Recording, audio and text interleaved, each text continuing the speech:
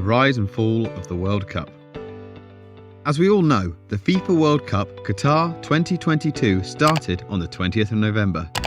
It is one of the most popular sporting events held worldwide. Fans from all around the world gather together to support their favourite teams. But there is much controversy surrounding the tournament around it being rigged.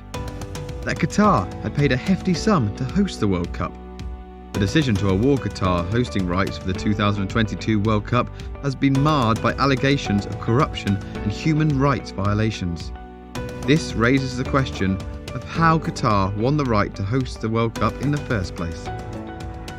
Qatar is a very small country.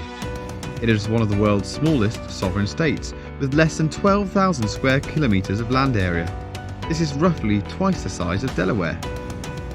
But even though Qatar is small, it is incredibly rich. According to a Forbes study published earlier this year, the Gulf nation has the highest GDP per capita of any country on the planet. If wealth is power, then Qataris have a lot of muscle to flex. They certainly flexed those muscles when they won the right to host the 2022 FIFA World Cup. Apart from its many merits, like rapid development and high living standards, there are some downsides to this nation as well. The awarding of the 2022 FIFA World Cup to Qatar raised several questions. These were about Qatar's suitability as a host country, as well as the fairness of the FIFA World Cup bidding process. Some media outlets, sporting experts and human rights organisations have criticised Qatar's record of human rights violations. The country's limited football history, the high expected cost, the local climate and bribery in the bidding process have all been questioned. How did they get it? But how did they get to host it? How did this absolute monarchy on the Arabian Peninsula pull off one of the most compelling and controversial coups in football history? Qatar's selection for the World Cup has been controversial since the decision was announced in 2010. According to May Romanas, a Middle Eastern researcher with Amnesty International, Qatar wasn't ready from an infrastructure standpoint to host a major sporting event. This was because the country lacked stadiums and hotels equipped to accommodate the games. As a result, the majority of construction work fell to migrants from Southeast Asia and Africa. These migrants were frequently fooled by potential employers and ended up trapped in abusive working conditions, she explains. According to the BBC, extensive construction was carried out in the run-up to the tournament. This included the construction of 7 new stadiums and 100 hotels. There have been allegations of bribery or corruption involving members of FIFA's executive committee in the Qatar 2022 World Cup selection process. Also, numerous allegations of bribery have been levelled against the Qatar bid committee. This was also against the FIFA members and executives such as former FIFA president Sepp Blatter, who were later recorded regretting awarding the tournament to Qatar. The country was also accused of paying over $3 million in bribes to FIFA officials, though the allegations were later dropped. One of the stated reasons for Qatar's selection was to promote soccer in new parts of the world, but questions about how the host country was chosen remain. Sepp Blatter told the Swiss newspaper group Tamedia in early November that he regretted choosing Qatar as the host country. "It was a poor decision, and as the president at the time, I was accountable for it." Blatter was recently acquitted on charges of financial misconduct while serving as FIFA president, a position he resigned in 2015. So what do human rights organisations say about Qatar? One of the most controversial issues surrounding the Qatar World Cup was the treatment of construction workers. According to Human Rights Watch and the International Trade Union Confederation, ITUC, the kafala system leaves migrants vulnerable to systematic abuse. Workers could not change jobs or even leave the country without the permission of their sponsor. Amnesty International reported serious exploitation in November 2013, including workers being forced to sign false statements that they had received their wages to regain their passports. The majority of Qataris avoid manual labour or low-skilled jobs. They are given preferential treatment at work. The Royal Dutch Football Association president, Michael van Praag, has asked FIFA Executive Committee to put pressure on Qatar over the allegations to ensure better working conditions.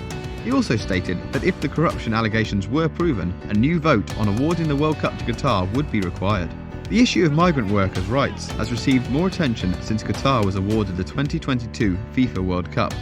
A 2013 investigation by The Guardian newspaper claimed that many workers were denied food and water, had their identity papers taken from them, were forced to perform forced labour, and were not paid on time or at all.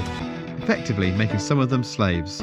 According to The Guardian, without reforms to the capitalist system, up to 4,000 workers out of the 2 million strong migrant workforce could die due to lax safety. These claims were based on the fact that 522 Nepalese workers and over 700 Indian workers had died since 2010. This was when Qatar won the bid to host the World Cup, with approximately 250 Indian workers dying each year. Given that there were 500,000 Indian workers in Qatar, the Indian government claimed that the number of deaths was quite normal. How about LGBT and women's rights? Women's discrimination was also criticised.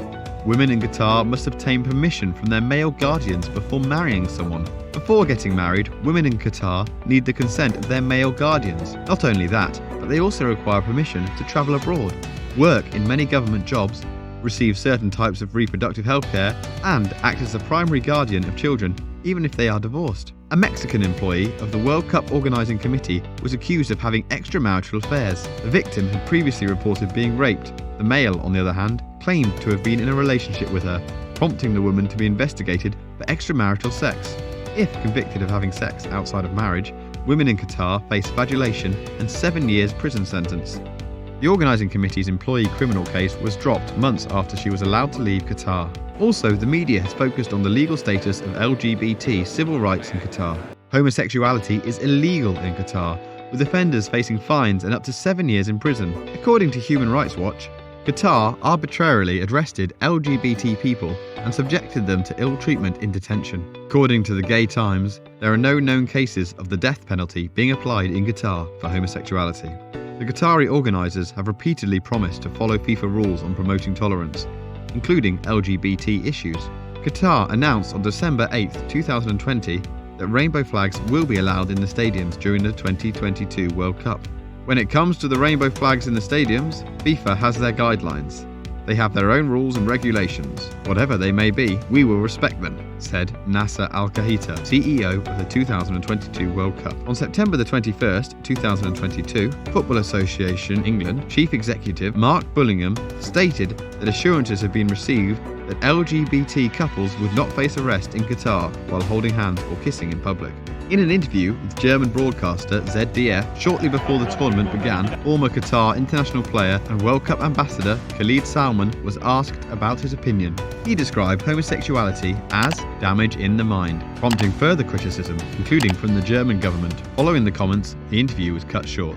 What about no alcohol? The Qatar World Cup is the first to be held in a Muslim country with strict alcohol controls, presenting difficulties for organisers of an event sponsored by a beer brand and often associated with beer drinking fans. The country stated that ticketed fans would be able to purchase beer 3 hours before kickoff and for 1 hour after the final whistle, but not during the game. Plans were made to provide areas for drunk fans to sober up, with tournament chief Al-Qaita stating that the move was made to ensure fans' safety and that they were not harmful to others or themselves. However, FIFA announced on November 18th that alcoholic beer would not be sold in stadiums, a last-minute change that raised concerns among some supporters about Qatar's ability to keep promises made to fans. Although alcohol is strictly prohibited in Qatar, officials previously stated that spectators could purchase beer before and after matches. Well, this is awkward, tweeted Budweiser, which reportedly pays around $75 million to be the official beer sponsor of each World Cup cycle.